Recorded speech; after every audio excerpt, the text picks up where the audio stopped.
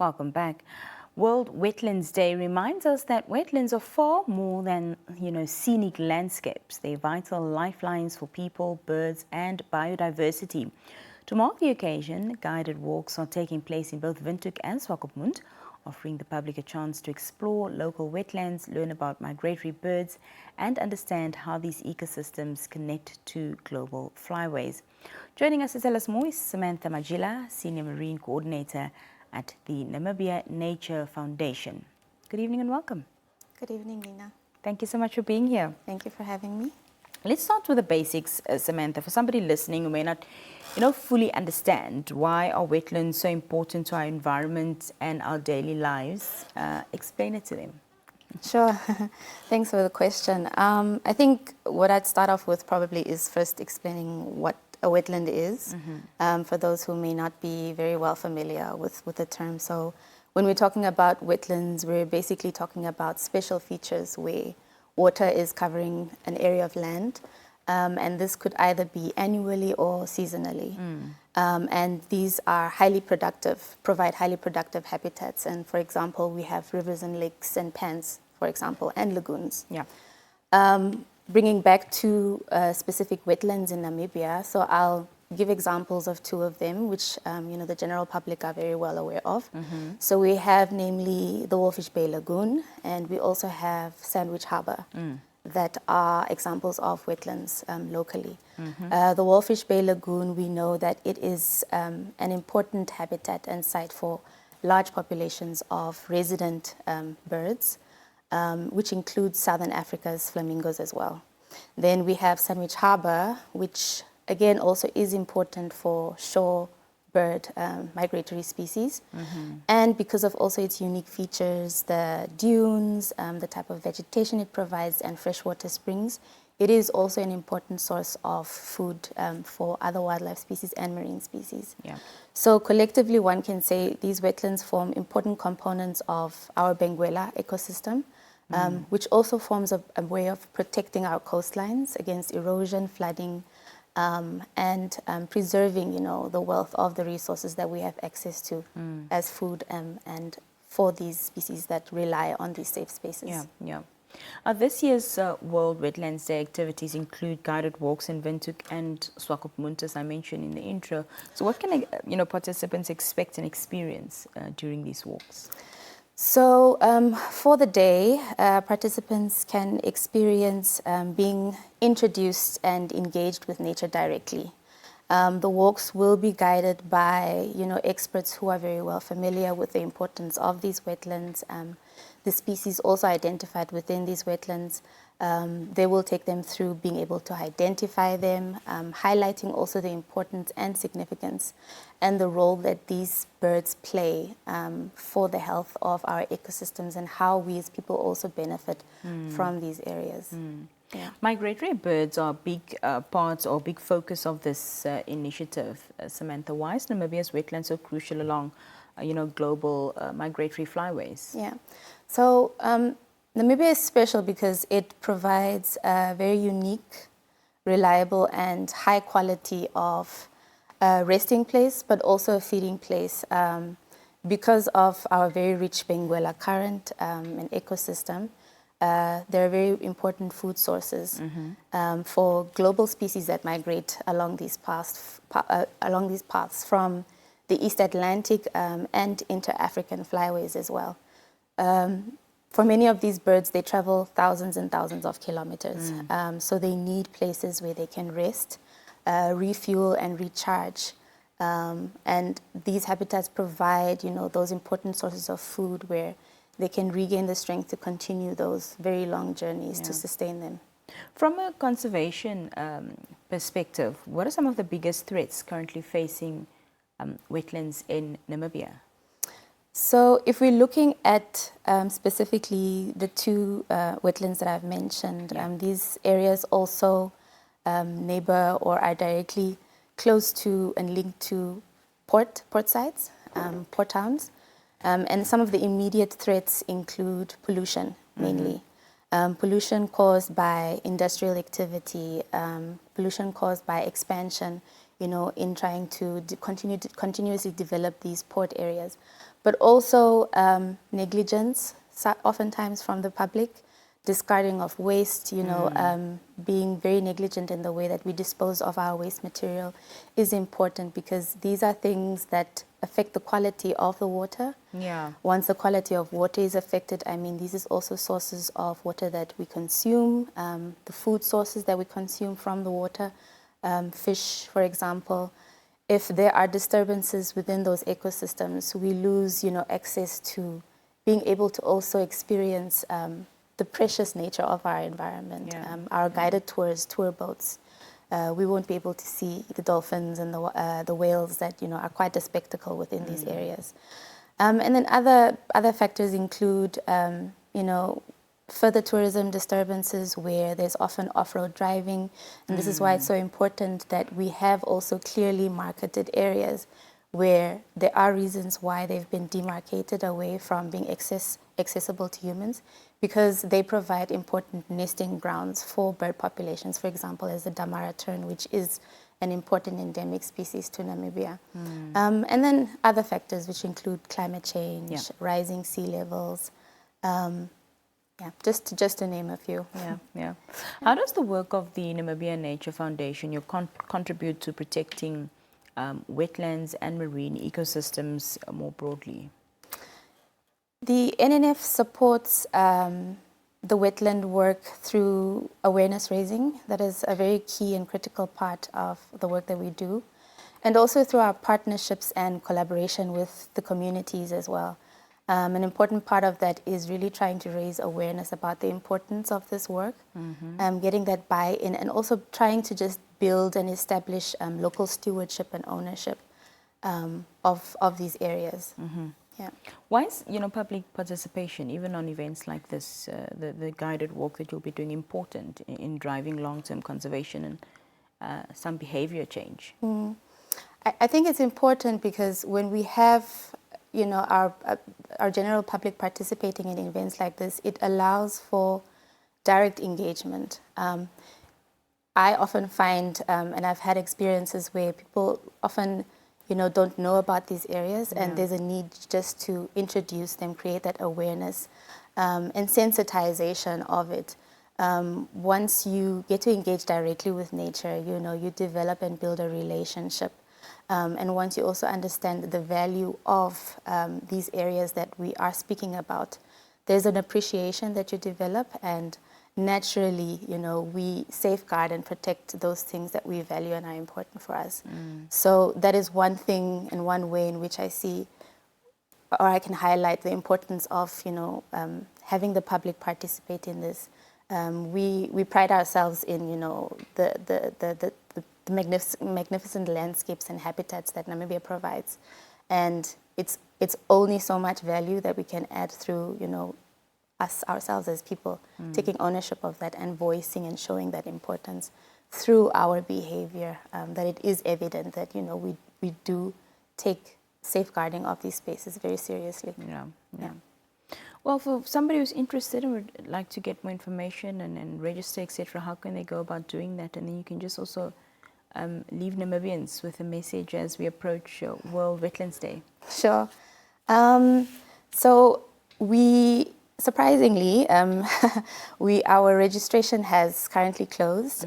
We had only a limited number of members that we could support, and particularly this is important because we needed to also consider the disturbance impact of too many, or having a huge group, along these walks.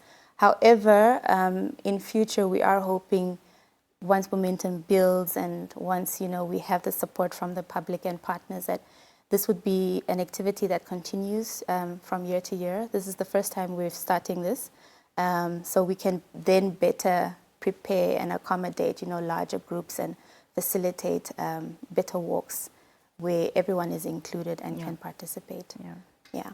And I guess my lasting parting words would be, wetlands are life-giving sources for, our wildlife, for us as communities, but also for our future generations. So it is important that we try to safeguard and protect that which is valuable, not just for now, but that our future generations can also continue to benefit from that. Samantha Matjila, thank you so much for your time and thank you for joining us this evening. Thank you, Nina. Well, we have some more conversations lined up after this brief break. Stay with us. The Daily Roundup continues.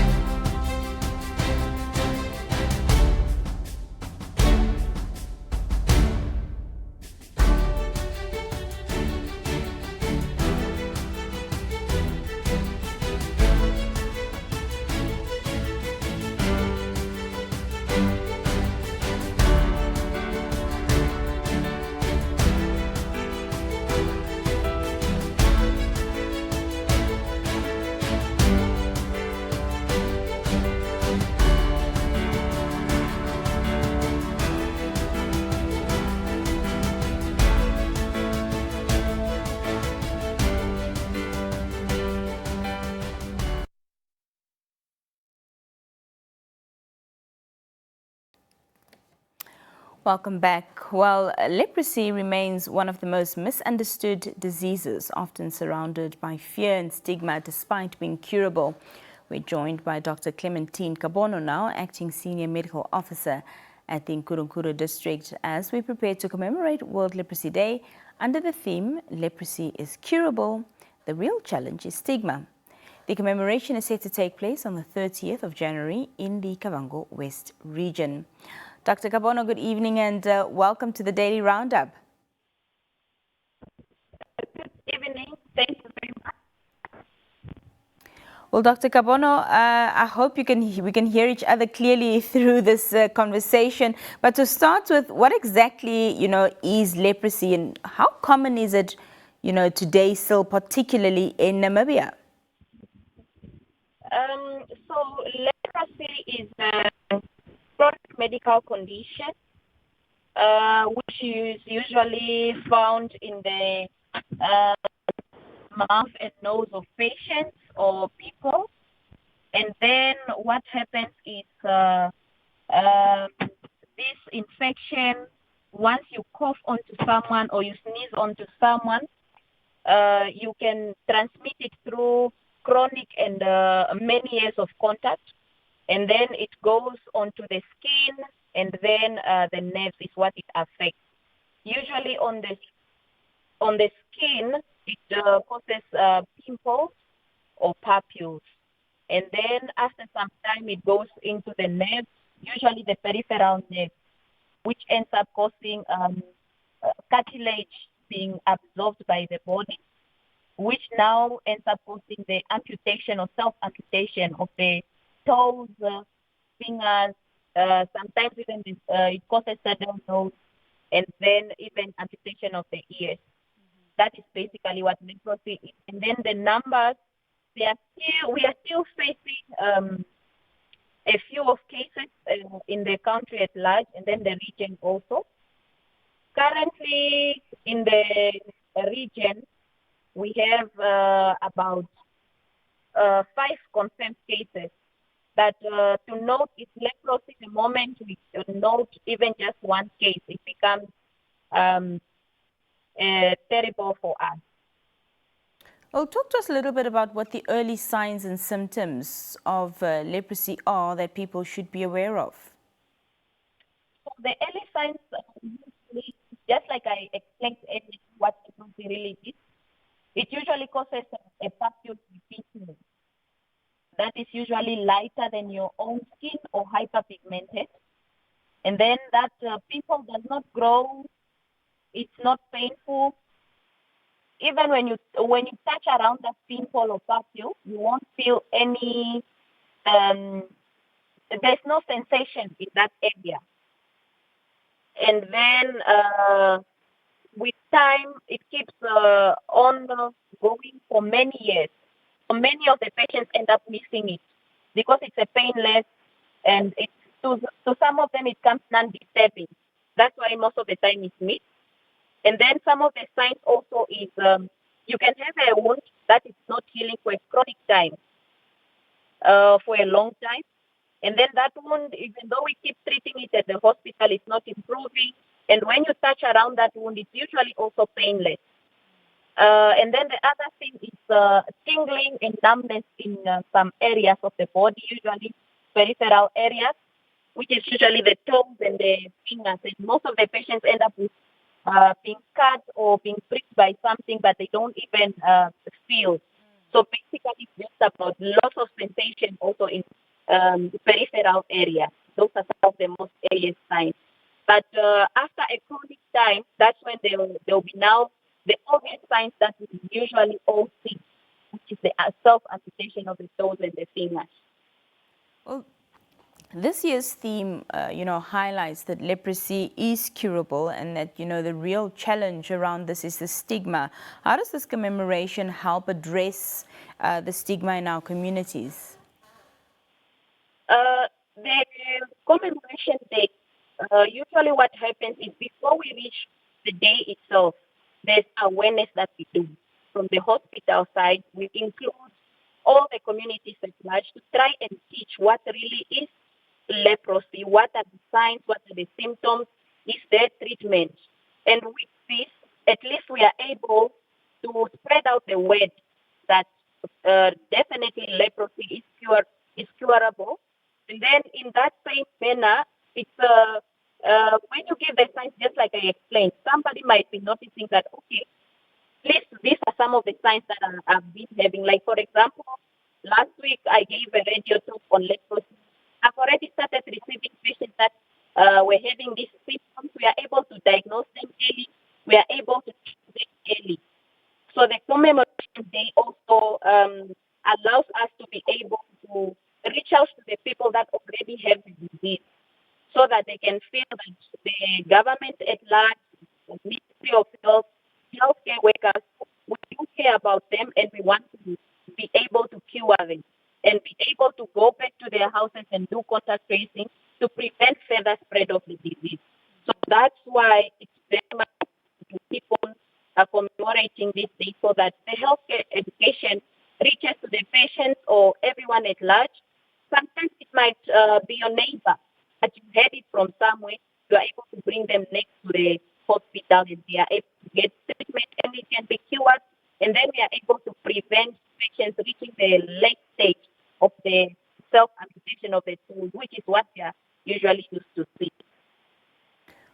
What role would you say, events like commemorating World Leprosy Day plays when it comes to encouraging people in seeking early diagnosis and treatment? So the role that we play, just like I explained earlier, is to try and mitigate full understanding and health education about what the disease really is and what can be done. Is there something that can be done? Are there medications that are available? This is how patients actually reach us, because from the history of the disease, looking at the religious background and also in our community, what used to happen previously is if you are diagnosed with leprosy, due to lack of understanding that previous events, all patients have to be transported to a certain area. In Kavango, it's Mashari. So it was kind of like if you are diagnosed, you are an outcast. Even when you read the Bible, somebody who has leprosy is noted as maybe somebody who is scared. But right now, this role that we're doing the commemoration is we are trying to sensitize the community at large, and give health education so that everyone understands the signs and symptoms, which are the early signs. When you are able to prevent early, we are able to treat you on time. You won't even end up having the amputation that we are talking about. And then also, for the rest of the community to also understand that even though you have leprosy, it does not mean if I touch you with a finger that is amputated, I pass it on to you. The transmission also needs to be fully understood by the community, and it also helps them now to come early to the hospital and be able to get treatment. Well, Dr. Kabono, just lastly, what message is it that you'd like, the public to take away from World Leprosy Day commemoration? My key message is leprosy is curable for as long as a patient presents to the hospital on time. We are able to prevent them from ending up with the disability that most of our patients end up with. And then I want also the community or the patients that are already affected by leprosy and they've already gotten these self-amputations that we are talking about. We want them to know that we do care about them. That is why we have picked this specific day to be celebrated throughout the whole world, the country at large, to know that we do really care about them and we have not forgotten about them, and we will continue to treat them and make sure we keep them in the community. That is my most key message on the commemoration day. Dr. Clementine Kabono, thank you so much for your time. Thank you for joining us here on the Daily Roundup. Thank you. That was Dr. Clementine Kabono, Acting Senior Medical Officer at Nkuru District, speaking to us about World Leprosy Day and understanding, of course, the disease and the commemoration that they'll be exploring. I'll be back after this brief break. We speak Miss Namibia and Miss Teen Namibia.